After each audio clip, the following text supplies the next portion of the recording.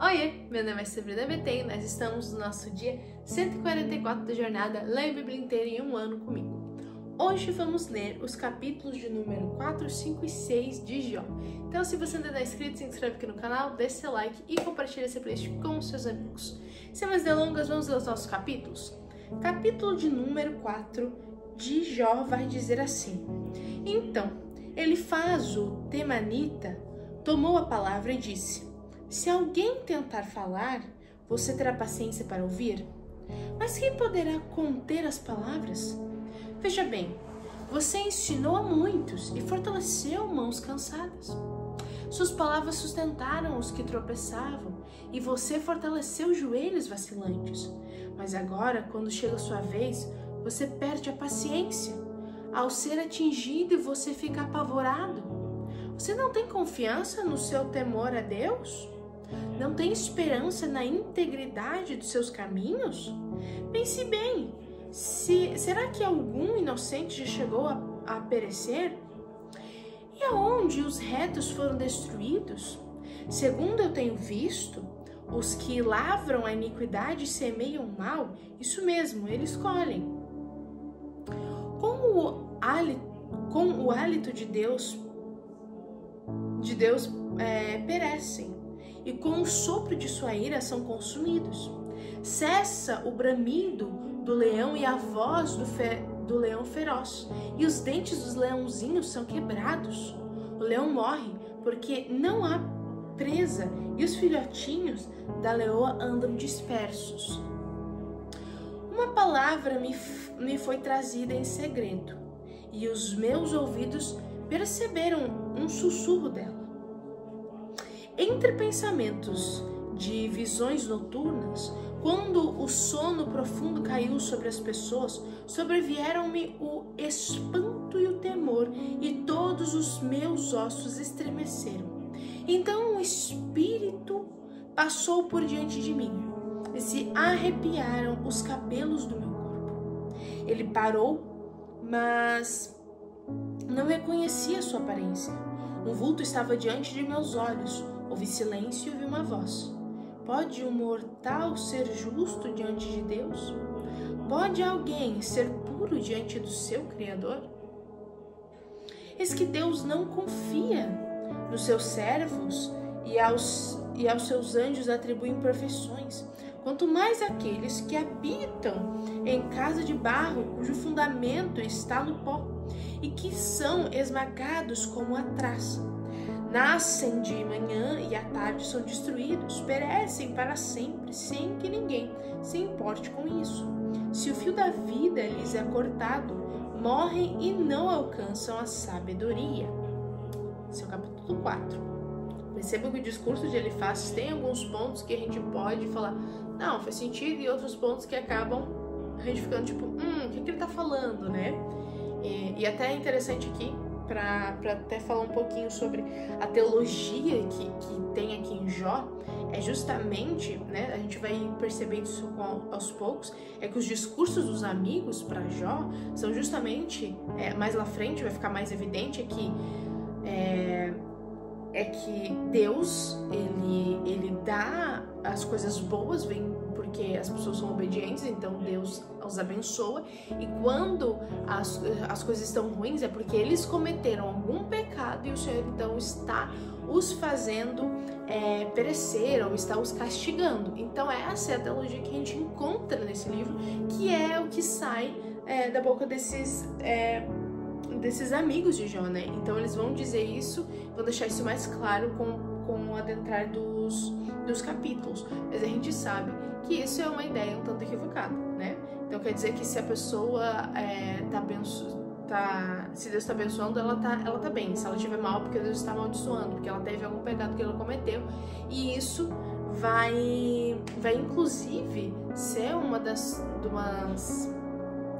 bases para uma das teologias que a gente, né, tenta combater biblicamente, que é a teologia da prosperidade, né? Então isso vai levar para um pensamento, mas na nossa atualidade, de que então se uma pessoa ela passa necessidade é porque ela cometeu pecados que o levaram a aquilo, né? Então é problemático problemático isso, porque a gente sabe o que tem, né, por trás dessa teologia. Não vou me adentrar porque não é esse espaço, não é para isso, tá? Mas é a teologia que está dentro desse livro, e é o que justamente a história de Jó vai vir para discutir e combater, porque a gente, né, vocês conhecem a história, ela não é assim, ela é uma das histórias que tem muito claro na nossa mente. A gente vai ver que lá no final, todo o discurso que Deus vai falar diretamente para esses homens, né? A gente também tem o contexto do capítulo 1, que diz quais foram as razões pelo qual Jó estava passando por tudo aquilo. Então Jó, ele tem essa ideia de combater justamente essa teologia que disse, então, que se você está passando por bons momentos é porque Deus está te abençoando. Se você está passando por maus momentos é porque você cometeu algum pecado e Deus está te amaldiçoando. Então, né, era um negócio tipo assim, 8 ou 80. E o livro de Jó, ele vai justamente trazer essa história combatendo e mostrando que, na verdade, não é assim que Deus trabalha, né? Que isso daí não tem nada a ver, não é bíblico, né? Então é muito interessante toda essa ideia do livro de Jó. Então a gente pode, né, ter isso em mente para tentar entender então os próximos capítulos. Mas vamos lá, capítulo de número 5, tá? Grita agora para ver se há quem... ainda está no discurso de Elifaz, né? Se há quem responda, e para qual dos santos anjos você se voltará? Porque a ira mata o insensato e a inveja destrói o tolo. Eu mesmo vi o insensato lançar raízes, mas logo declarei maldita a sua habitação. Os filhos dele estão longe do socorro, são espezinhados nos tribunais, e não há quem os livre. A sua colheita, o faminto a devora, arrebatando até o que se encontra no meio dos espinhos. E o sedento saga os seus bens, porque a aflição não vem do pó, e o sofrimento não brota do chão, mas o ser humano nasce para o sofrimento. Com a faísca das brasas voam para cima. Quanto a mim, eu buscaria a Deus, e a Ele entregarei a minha causa. Deus fez coisas grandes e insondáveis, maravilhosas, que não se podem enumerar. Isso aqui a gente realmente pode concordar, né? Entregue, então, sua causa a Deus. Até isso aqui podemos concordar. O problema é que ele vai acrescentar muitas outras coisas que não condizem, né? Faz chover sobre a terra e envia água sobre os campos, põe os abatidos num lugar alto e conduz os enlutados a um lugar seguro. Deus frustra os planos dos astutos para que não possam realizar seus projetos. Ele apanha os sábios na própria astúcia deles, e o conselho dos que tramam não chega a vingar. De dia eles encontram as trevas, e ao meio-dia andam tateando como se fosse noite. Porém Deus salva da espada que lhes sai da boca, salva os necessitados das mãos dos poderosos. Assim, há esperança para os pobres, e a iniquidade tapa a sua própria boca. Bem-aventurado é aquele a quem Deus disciplina. Portanto, não despreze a disciplina do Todo-Poderoso, porque Ele faz a ferida e Ele mesmo a faz sarar. Ele fere as suas mãos e as suas mãos curam. De 6 angústias Ele o livrará. Na 7ª, o mal não tocará em você. Isso aqui a gente sabe que é usado bem fora do contexto, né? Uma loucura. Na fome, ele livrará você da morte. Na guerra, do poder da espada. Você estará abrigado do açoite da língua. E quando vier a destruição, não ficará com medo. Da destruição e da fome você dará risada. Dos animais da terra não terá medo. Porque com as pedras do campo você fará aliança, e os animais selvagens viverão em paz com você. Saberá que a sua tenda está em paz, percorrerá as suas posses e não achará falta de nada. Saberá que a sua descendência se multiplicará e que a sua posteridade será como a erva da terra. Em robusta velhice você descerá à sepultura, como se recolhe o feixe de trigo no tempo certo. Veja bem, isso é o que investigamos, e assim é. Ouça e medite nisso para o seu bem. Então aqui ele ainda assina tipo assim, olha, eu sei o que eu tô falando, entendeu? Eu investiguei, eu sou o cara diante desse assunto aqui, ó. Então me escuta que eu sei o que eu tô falando, entendeu? Então é muito bem, seu discurso de Elifaz. Agora no capítulo de número 6, a gente vai ler então a resposta de Jó. A gente vai ler só a primeira parte, né? Porque o restante dela vai estar no capítulo 7. O capítulo 7 só está para a leitura de amanhã. Mas vamos ver então o início do que Jó vai dizer. Se a minha queixa de fato pudesse ser pesada, e contra ela numa balança se pusesse a minha miséria, esta, na verdade, pesaria mais do que a areia dos mares. Por isso é que minhas palavras foram precipitadas, porque as flechas do Todo-Poderoso estão cravadas em mim, e meu espírito sorve o veneno delas. Os terrores de Deus se armam contra mim. Será que o jumento selvagem zurra quando está junto à relva? Ou será que o boi berra junto ao seu pasto? Pode-se comer sem sal o que é insípido? Ou haverá sabor na clara do ovo? Aquilo que a minha alma recusava tocar, isso é agora a minha comida repugnante. Quem dera que se cumprisse o meu pedido e que Deus me concedesse o que desejo, que fosse do agrado de Deus esmagar-me, que soltasse a sua mão e acabasse comigo. Isso ainda seria a minha consolação. E eu saltaria de contente na minha dor, que é implacável, porque não tenho negado as palavras do santo. Por que esperar, se já não tenho forças? Por que prolongar a vida, se o meu fim é certo? Por acaso a minha força é a força de pedra?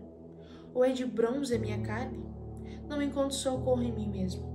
Foram afastados de mim os meus recursos. Olha que forte, né?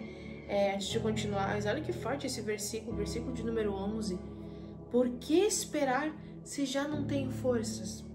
Por que prolongar a vida se o meu fim é certo? Isso é interessante porque às vezes eu tenho por certo que nós passamos por momentos assim angustiantes, mas quantos dias de nós não falamos isso, né? Porque esperar se eu já não tenho mais forças, seria tão bom, né? Se Deus findasse a minha vida. Por que prolongar a vida se o meu fim é certo?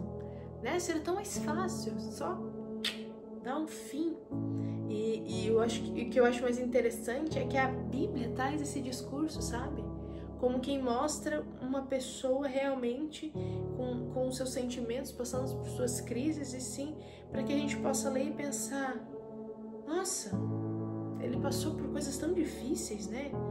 Nossa, eu já senti isso também. Nossa, isso daqui já foi algo que esteve no meu coração. E isso é tão bom porque a gente consegue encontrar não só um local onde a gente vê, nossa, eu me senti compreendido, mas eu posso encontrar também uma forma de entender como eu consigo, né, acalmar o meu coração, acalmar a minha alma diante dessas angústias, né? E aqui dando um spoiler mesmo, você já sabendo, né, o findar desse livro, mas a gente vai ver que é a confiança em Deus, é se entregar a Deus, né? É entregar suas angústias a Deus, de confiar nele. Então, eu acho isso tão incrível e tão bonito de ter na Bíblia, sabe? Porque são coisas tão profundas, são coisas tão intensas, são coisas tão discutidas assim até na atualidade, mas imagina, né? Às vezes a gente tem um olhar um pouco complicado, né? Como se nós cristãos não pudéssemos sentir isso, como se nós cristãos não pudéssemos ter esses momentos de angústia profunda em nosso coração, como se nós tivéssemos que estar sempre felizes e alegres, mas nós ainda somos humanos, por mais que tenhamos Jesus. Somos humanos e não estamos isentos de passar por momentos onde isso nos fará sentir coisas profundas, assim, né? Essas tristezas. Mas a diferença é que nós temos em quem confiar. Nós sabemos quem nos entende de verdade lá no íntimo. Nós sabemos quem é que sabe exatamente as coisas que passam dentro da minha mente, do meu coração, da minha alma, e exatamente quem pode me ajudar nesses momentos, né? Me ajudar, me consolar, me dar forças. Então, nós como cristãos não estamos isentos de ter essas angústias, de ter esses pensamentos. Jó é uma prova disso. Jó era reto, mas ele sofreu isso, ele não foi isento disso. Mas a história de Jó realmente nos faz lembrar a quem nós devemos recorrer, né? Em quem devemos confiar. Então, isso eu acho muito bonito de a gente encontrar na Bíblia, né? Mas vamos seguir, para não ficar tão longo, que de ontem ficou longo, né? Eu peço desculpas já para vocês. Mas vamos lá, vou me conter. Ao aflito, deve o amigo mostrar compaixão, mesmo ao que abandonou o temor de Todo-Poderoso. Meus irmãos me enganaram, são como um ribeiro, como a torrente que transborda do vale, turvada com o gelo e com a neve que nela se esconde. Torrente que seca quando o tempo esquece e que no calor desaparece no seu lugar. As caravanas se desviam de seus caminhos, sobem para lugares desolados e perecem. As caravanas de Temá procuram essa torrente, os viajantes de Sebá por ela suspiram, ficam envergonhados por terem confiado. Quando chegam ali, ficam decepcionados. Assim também vocês não me ajudaram em nada. Veem os meus males e ficam com medo. Por acaso pedi que me desse recompensa? Ou que da riqueza de vocês me trouxesse algum presente? Será que pedi que me livrassem do poder do opressor? Ou que me resgatassem das mãos dos tiranos?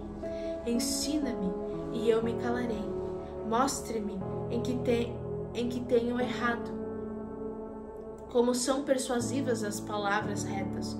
Como que é que a repreensão de vocês repreende? Mas o que é que a repreensão de vocês repreende? Por acaso vocês pensam em reprovar as minhas palavras ditas por um desespero ao vento? Até sobre um órfão vocês lançariam sorte e seriam capazes de vender um amigo. Agora, pois, tenham a bondade de olhar para mim e vejam que não estou mentindo na cara de vocês. Por favor, mudem de parecer e que não haja injustiça. Mudem de parecer e a justiça da minha causa triunfará. Há iniquidade em meus lábios? Será que minha boca não consegue discernir coisas perniciosas? Então, Jó aqui vai responder, né, à altura também. Ele faz meio que duvida, olha, escuta, né, Deus tá fazendo isso e tal, meio que daquele que até tirando, né, aquilo que Jó tinha dito lá no início, né, a angústia dele, ele abrindo o coração, trazendo sua lamentação, ainda é repreendido pelo amigo. Então daí aqui ele fala também, né, ele fala o que ele tem para dizer. Ele fala, olha, vocês não estão me ajudando de nada, né? Que bons amigos, deixa vocês. Mas aí ele deixa aqui, né? Eu não tô mentindo. Vocês que têm que mudar o parecer de vocês. Eu não estou mentindo. Eu estou dizendo, e ainda julga eles, né? Que se eles pudessem, eles fariam até outras sociedades. Eles fariam sorte sobre um órfão e era capaz de vender um amigo.